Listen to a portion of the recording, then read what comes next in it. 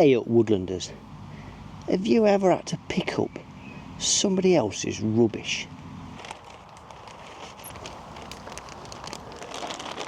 It's our final day on the great big green week, trying to do our best to stand up for nature. Apparently, some years back they did a survey on Britain's most flouted law, and it turned out that dropping litter became the highest ranking law that was broken here in the UK.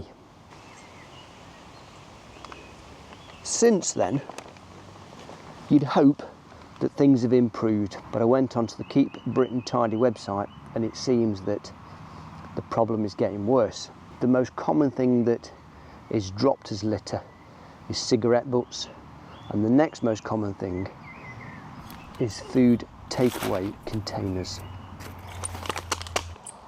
Now I'll be honest, picking up somebody else's litter is pretty gross and I really don't like it, and I certainly couldn't do it with my bare hands, hence the little tweezers.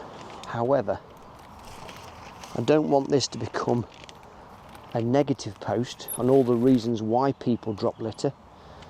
That could get very complicated. I wanted this video to be more about what we can do as woodlanders and people who love the natural world to continue to pick up somebody else's rubbish.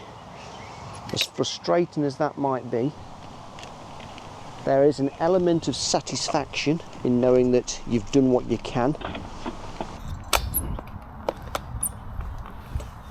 Yes. And I wanted to try and keep it positive. So if you're able to, grab yourself some sort of litter picking gadget. And I know some people who, whenever they go out walking, will always take their gadget, little carry bag, nothing big like this, and they'll go off walking, doing what they do on a daily basis, and as a byproduct of that, they'll just pick up bits of litter along the way. Littering can have significant effects in and around a community. It looks disgusting. It causes financial issues because somebody's got to go and pay for somebody to come and pick it all up. And then it also causes environmental problems. So things like this, which is broken glass, suddenly becomes an issue for health and welfare of humans and animals and critters. But it makes you wonder whether all this plastic that we keep picking up, if it wasn't picked up, does it ever degrade properly into the natural world?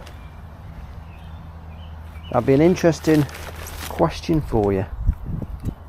Does it only ever just become smaller and smaller bits of plastic? So if you're able to, pop out into your local area and just do what you can to stand up for nature. Pick up somebody else's rubbish, as disgusting as that might be. And I guess together we can keep on making a difference. Don't give up. See you on the next one. And I just want to say thanks ever so much for watching this little mini series on the Great Big Green Week. It was something I found out about only a few weeks ago, didn't even know it was a thing, and thought I'm going to get on board with that, do a few videos about things that are close to my heart that I could just share and swap with you, so that together we feel a little bit more encouraged to do what we can to stand up for nature.